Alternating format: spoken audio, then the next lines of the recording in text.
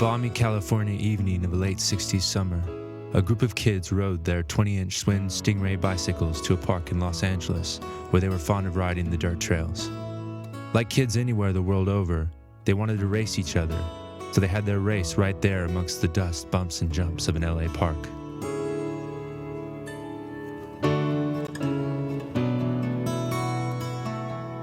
And so the sport of BMX racing was born.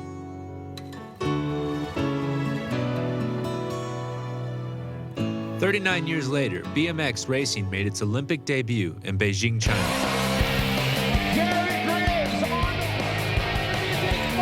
From its roots in the dirt of an LA park in the 60s to its debut at the Olympics in 2008, this is the story of that journey, the story of BMX Supercross. Those youngsters racing around in the dirt were imitating their heroes from the sport of motocross, but they were too young to ride motorcycles. So in the early days, they raced their bicycles, and in the true spirit of youth, they innovated and experimented.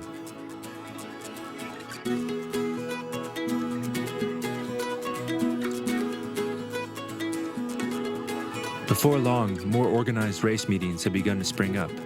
In 1970, a 13-year-old by the name of Scott Braithwaite set up a dirt track in a derelict field and sent out flyers to promote his fledgling race meetings. To start the races, Scott stood at the side and yelled, "Go." 30 kids turned up at the first few meetings. Before long, there was 150 regularly racing. It wasn't long before more and more races were being held all over the states. In the USA, national organizing bodies were formed, holding and sanctioning even more races. The sport had been named bicycle motocross, shortened to BMX. A fledgling sport was very rapidly becoming a recognized part of cycling history.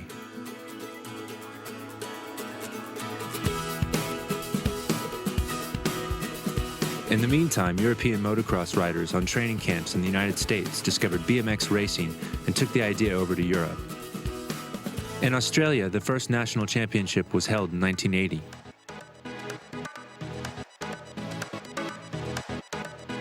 By this time, kids in the USA had started riding downhill tracks. They wanted speed, and this latest innovation certainly had its fair share of thrills and spills. The international appeal of BMX racing just kept growing. All you needed was a bike, some dirt, and some friends.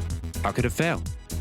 In the 80s, international races were held and a world championship was established.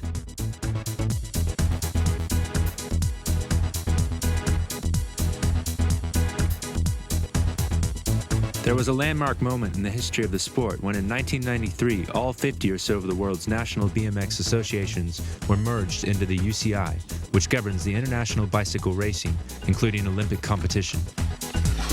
UCI is the key player in all this. I mean, we've been instrumental from the beginning,